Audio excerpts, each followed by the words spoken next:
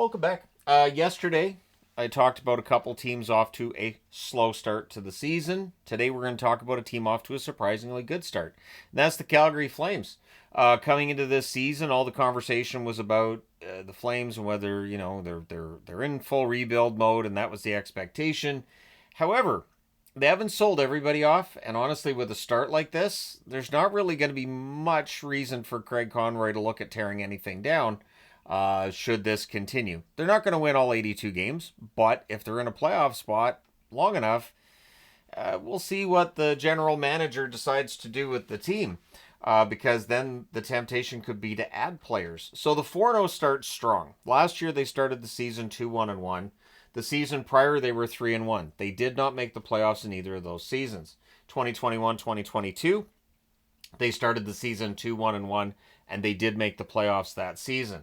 So again, fast starts don't necessarily mean playoffs. Slow starts don't necessarily mean you're going to miss the playoffs. A lot of the teams currently occupying the bottom 10 in the National Hockey League are ones that were expected to be playoff teams and be pretty good, even contenders.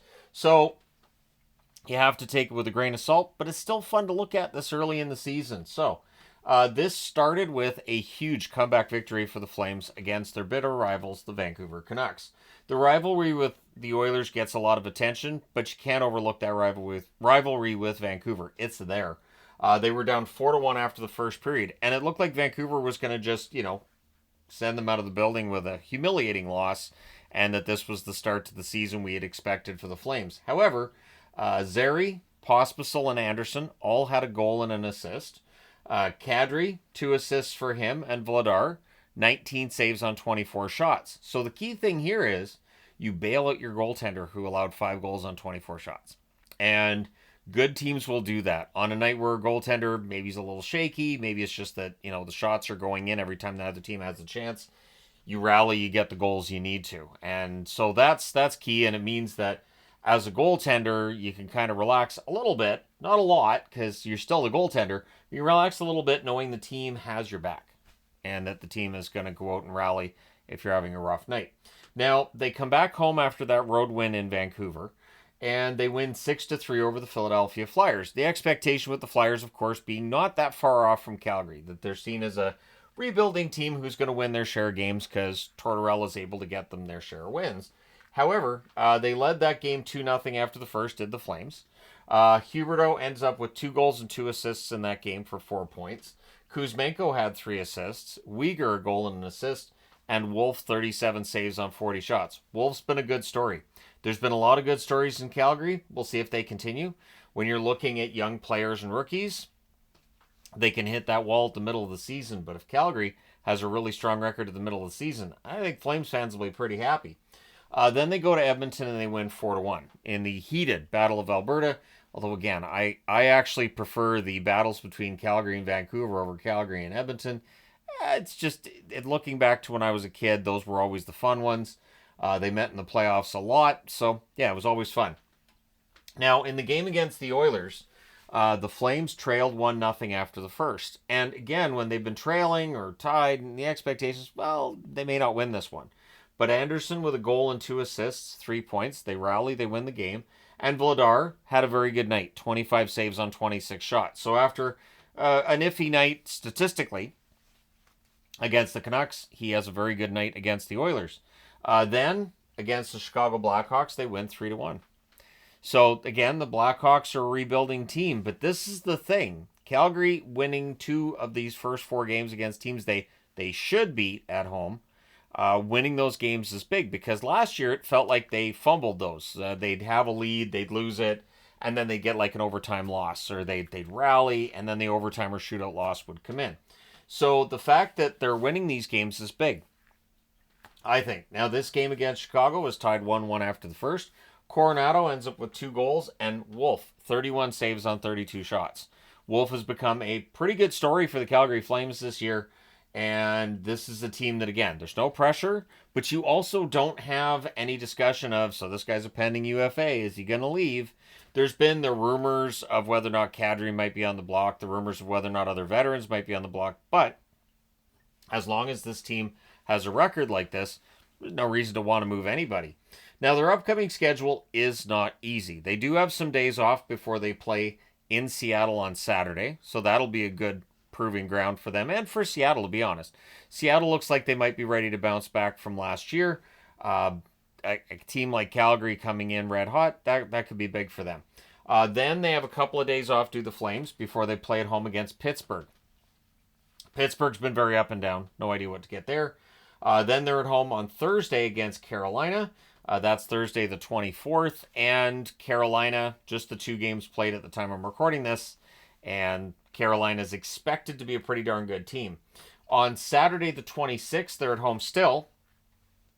And they're playing against Winnipeg. So this is the first time in their schedule, because when you look at this, it's away, home, away, home, away, home. These 3 games, this is the first time that they have any kind of homestand or anything, where it's just more than 1 game in one place. So the games against Pittsburgh, Carolina, and Winnipeg, those are not easy. None of these are easy opponents. And I think once we get to this game here on the 26th at home against Winnipeg and we finished out that homestand, we may have an idea of whether or not Calgary can maintain this. Then they go on the road. They go to Vegas on Monday the 28th, and then they're in Utah on Wednesday the 30th. Both Vegas and Utah have had strong starts as well. So this is a good, challenging schedule. I think the expectation people will likely have is they might win a couple. They probably lose some games here. But if the early games have taught us anything in this schedule, you never know. The Flames have confidence in each other and in themselves. And again, there's no distractions to this team right now. Part of the reason Utah, I think part of the reason Utah's had a good start to the season, they don't have any distractions either. And being able to just go out and play hockey and not worry about who might be getting traded, or of course in Utah's case, last year being worried about whether or not the Coyotes are going to end up having to move, it can be very distracting and it can cause issues with performance on the ice. They are still human after all. No matter how much they're paid, they're still human. And when you hear, we might get moved, you worry about things, and it's hard for that not to affect your game. So the current leading scorer for the Calgary Flames through 4 games again, so very, very early sample size here, or very small sample size very early in the season. But Huberdeau having 3 goals and 3 assists, potentially huge. 6 points in 4 games, that prorates out to over 120 points. I don't expect him to get 120 points, but if he can get above a point per game and stay there, that could potentially be a big revelation for this team that's been looking for that since they signed Huberdeau to that massive contract. Rasmus Andersson, 2 goals, 4 assists, 6 points. I didn't see that one coming. Andersson, though, very good defenseman. Connor Zary, 2 goals, 3 assists, 5 points. So good young forward coming into his own. And Pospisil as well. A goal and 4 assists for 5 points. Kuzmenko, a goal, 4 assists, 5 points. Of course, they picked him up from Vancouver in a trade where Vancouver wanted to get out from Kuzmenko's contract, and Kuzmenko's had a strong start in Calgary. Kadri, 2 goals, 2 assists. Mantha, in his first 4 games as a member of the Calgary Flames, also has 2 goals and 2 assists for the aforementioned Calgary Flames. Now, beyond those point totals, you get into the physical side of it. Hits, Pospisil with 14. So, point per game, a lot of hits. That makes you a fan favorite. Weegar and Paul also have 11 hits apiece. Andersson with 15 blocked shots. Again, he's above a point per game. He's blocking a lot of shots through 4 games. That'll make you a hero to the fan base. Weegar, to go with his 11 hits, he has 11 blocked shots as well. So really strong start for him there. And Miramanov with 9 blocked shots as well. Wolf has a .944 save percentage. He's been the better of the 2 goalies, but it is very early. But that .944 save percentage is really, really good, even if it is just a couple of games. Vladar, .880 save percentage, keeping in mind allowing 5 goals on 24 shots against Vancouver. It's going to drag his stats down for a little bit here. I like Vladar. I think, honestly, he probably is going to be the backup. Wolf's going to be the starter. They're rotating starts right now, I think, as the season goes along. I would expect Wolf would be the stronger of the 2, and he'll get the lion's share of games. 28 point, or Wolf's share, right? He's not a lion, he's a wolf. 28.6% on the power play. This is where I remind people I'm tired. 28.6% on the power play for the Calgary Flames. That is an unexpectedly high number. So with these 4 wins, having good, strong special teams numbers is key for them to be able to stay up there. The penalty kill, low at 72.7%. Again, it's just a 4-game sample size. They're going to want to bring that penalty kill up, keep the power play right about where it is, and hope that Huberdeau is able to have some more 4-point games and show that he can get back into not necessarily the kind of point totals he was putting up in Florida, but at least above a point per game.